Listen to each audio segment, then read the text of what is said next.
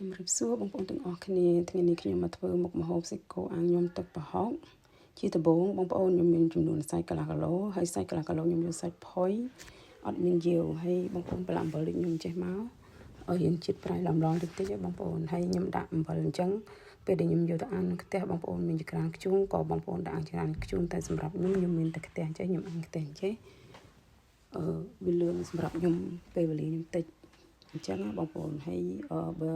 បងប្អូនចង់ដាក់ក្នុងផ្ទះនេះបងប្អូនកុំប្រើខ្លាញ់ឬក៏បើ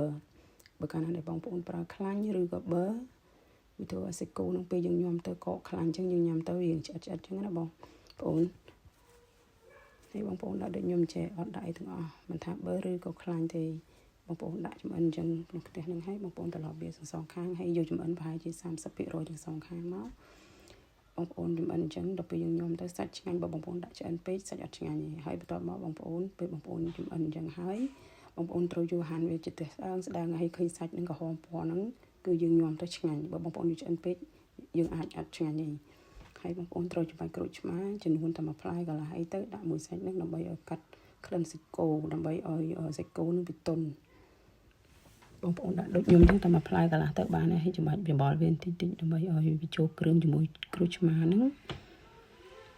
ច្បល់វាអញ្ចឹងមកហ្នឹងហើយបងប្អូនដាក់គ្រឿងដែលនៅក្នុងចានខ្ញុំហ្នឹងដូចមានដូចជាម្ទេសគល់គ្រៃហើយនឹងម្ទេសទឹកក្រូចខ្ទឹមក្រហមហើយនឹងខ្ទឹមសសម្រាប់ខ្ទឹមសខ្ញុំដាក់តែ1មើមទៅ2មើមទូច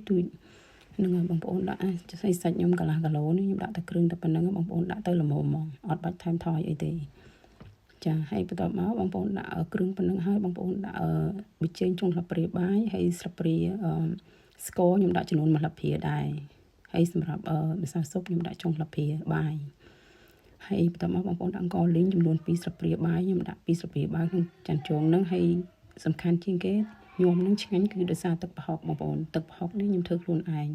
បើកាលណាបងប្អូនអត់មានទឹកប្រហុកដូចខ្ញុំបងប្អូនអាចច្រាំប្រហុកហើយយកទឹកប្រហុកវានឹងយើងអាចញោមបានតែបើសម្រាប់ខ្ញុំមានទឹកប្រហុកស្រាប់ចេះខ្ញុំញោមចេះទៅពេលដែលខ្ញុំចង់ធ្វើគឺខ្ញុំធ្វើម្ហូបលឿនហ្នឹងហើយបងប្អូនដាក់ទឹកថែមទឹកត្រីយើងចំនួនតែ1ស្លាបព្រាបាយយើងដាក់ចូលក្នុងសាច់ហ្នឹងហើយចាំយើងច្បល់ចូលគ្នាពោះទឹកត្រីហ្នឹងយើងដាក់ដើម្បីឲ្យវាមានប្រៃតិចៗយើងកុំដាក់ច្រើន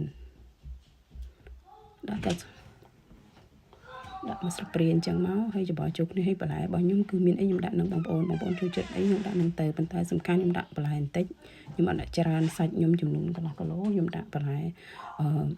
ម្ទេសផ្លោក1មើមស៊ូឡារី1ដើមហើយនឹងការ៉ុតបន្តិចហើយនឹងខ្ទឹមក្រហមខ្ទឹមបារាំងខ្ទឹមក្រហមបងប្អូនហើយជីនេះខ្ញុំដាក់ចុងក្រោយគេដោយសារខ្ញុំអត់ច្បល់ចូលគ្នាខ្ញុំដាក់ពេញច្បល់គ្រឿងហើយខ្ញុំដាក់ចុងក្រោយគេដើម្បីកុំឲ្យបន្លែជីនឹងទន់ហ្នឹងហើយប៉ុណ្ណឹងអរគុណច្រើនបងប្អូន